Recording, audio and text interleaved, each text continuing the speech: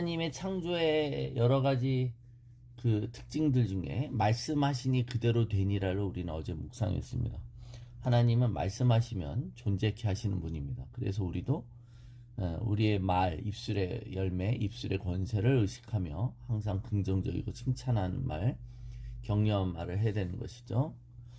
자, 그러면서 앞부분에 예를 들어 오늘은 그런데 그 하나님께서 창조물들을 만드실 때 특별히 구분하셨다는 겁니다. 나누시고 구분하셨다는 거예요. 어둠으로부터 빛을 분리시키시고 공창 위의 물과 공창 아래의 물로 분리시키셨다. 그러면서 또 육자와 바다를 분리시키셨다. 그 말은 경계를 정하셨다는 거예요. 질서를 부여하셨다는 거예요. 또 해와 달과 별들에게도 주관하라고 명령하셨죠. 이게 창세기 1장에 나옵니다. 그러니까 역할을 부여하시는 거예요. 즉 경계를 정하시고 너가 할 역할을 만드셨어요. 하나님의 창조는 우리에게 우리가 해야 될 바운더리를 정하시고 우리의 역할을 만들어 주시죠.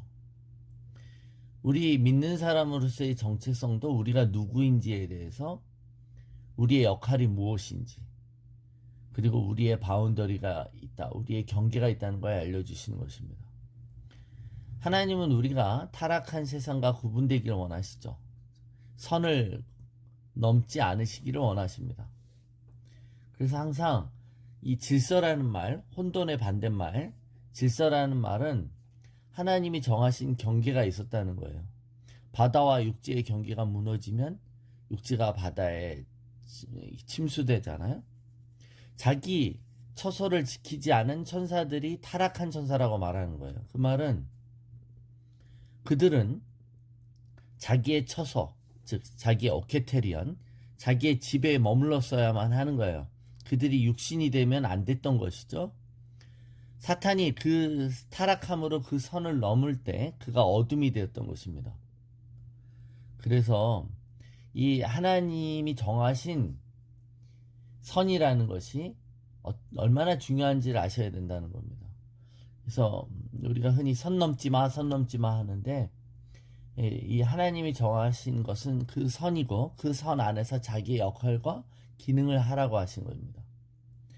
고린도서 6장 14절 16절에 보면 너희는 믿지 않는 자와 멍에를 함께 매지 말라. 의와 불법이 어찌 함께하며 빛과 어둠이 어찌 사귀며 그리스도와 벨리알이 어찌 조화되며 믿는 자와 믿지 않는 자가 어찌 상관하며 하나님의 성전과 우상이 어찌 일치가 되리요. 우리는 살아계신 하나님의 성전이라. 이와 같이 하나님께서 이르시되 내가 그들 가운데 거하며 두루 행하여 나는 그들의 하나님이 되고 그들은 나의 백성이 되리라. 하나님은 우리가 구분되기를 원하셨어요. 그럴 때 우리를 표현하는 것들이 우리가 빛과 어둠으로서 빛으로서 구분하라고 합니다. 너희는 세상의 빛과 소금이라고 하시잖아요. 하나님은 창조하실 때 나누시고 구분하신 후에 각자의 이름을 붙이셨습니다. 뭔가 창조한 사람이 또는 발견한 사람이 그것에 대해서 명명권이 있는 걸 우리는 보죠. 처음으로 발견해서 이름을 붙이면 또 만든 사람이 그것에 이름을 붙이면 하나님이 이름을 붙이신다는 말은 온 우주가 그 이름을 지으신 하나님의 권위 아래 있다라는 겁니다. 그것을 통치하고 다스리는 자가 이름을 붙이는 것이죠. 그런데 이것이 하나님의 창조의 성품이시고 창조의 방향이신데 또 그걸 아담에게 위임하시잖아요. 그죠?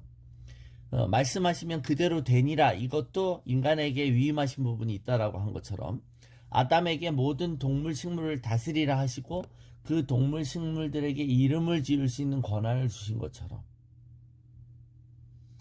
그게 하나님은 이 창조의 이 과정을 인간들에게 하나님의 형상을 닮은 인간들에게 어느 정도 허락하셨다는 겁니다. 그래서 우리가 하나님을 닮은 거죠. 그래서 하나님이 지으신 이런 피조물들 자체는 하나님이 정해진 그 한계와 그 기능 속에 주어진 것일 뿐 그것 자체에 힘이 있거나 그것 자체가 어떤 이 경배의 대상이 돼서는 안 된다는 겁니다. 근데 사람들은 그들의 그 범주를, 그들의 선을 가장 극단적으로 어겨서 해와 달과 별을 숭배합니다. 이 피조물들은 그저 오랜 기간 동안에 하나님의 명령을 수행하는 피조물일 뿐인 것입니다. 하나님이 이름을 짓는, 창조하시고 이름을 짓는다는 것은 그 창조의 대상에 대한 하나님의 사랑과 관심을 표현합니다. 우리 아담에게도 이름을 지으라고 하신 것은 다스리고 지키라고 그랬잖아요. 다스리라고 한 그것이 그 대상에 대한 사랑과 관심을 표현하는 것입니다.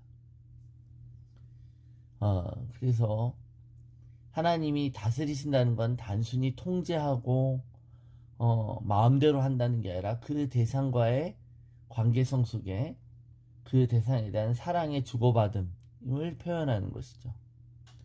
자, 오늘 하나님의 창조의 속성 중에 나누고 또 구분하시고 그리고 거기에 이름을 부르고, 우리 모두 다 그런 게 있는 거예요.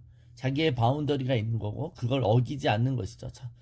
천사가 그 바운더리를 어겼을 때 타락했던 것처럼 우리 모두에게 그러니까 권한을 남용하거나 또는 월권을 하거나 이런 것들이 무질서의 속성인 것입니다. 자, 그런데 오늘 특별히 한 표현을 더 볼 건데, 이 나누셨을 때 빛과 어둠을 나누셨다고 그래요. 빛과 어둠을. 빛을 나누셨다. 빛이 있었고 빛을 낮이라 하고 어둠을 밤이라 부르셨다. 그럴 때 이 빛의 속성이 있다는 것입니다. 빛이 어디에서 왔는지 모르죠. 그러나 빛을 물리학적으로 설명할 때 높은 에너지 준위에 있는 원자나 분자가 더 낮은 에너지 준위로 떨어질 때 그 차이에 해당되는 에너지가 방출되는 현상이 빛이라고 설명합니다. 그러니까 높은 데서 아래로 갈 때 나오는 에너지 방출 현상, 그것을 빛이라고 말한다는 거예요. 그래서 그 높은 것과 낮은 것의 그 갭이, 그 간격이 크면 클수록 큰 빛이 더 밝게 빛난다는 것이죠. 이것이 자연적이고 물리적인 속성이라면 우리를 빛이라고 나누셨다는 것은, 우리를 또 빛으로 부르셨다는 것은, 높은 사람이 낮은 자리에 내려올 때 빛이 나는 것이죠. 그죠? 하나님은 빛이십니다. 하나님은 하나님이신데 인간의 모습으로 오셨습니다. 그래서 그분은 빛으로 오신 분이십니다. 그분보다 더 밝은 빛은 없습니다. 근데 우리도 세상에 빛이 되라고 하셨어요. 하나님의 형상을 닮은 존재가 종의 형체를 갖고 오신 예수님을 닮으라고 하시는 겁니다. 그래서 이게 얼마나 큰 역설적인 진리입니까?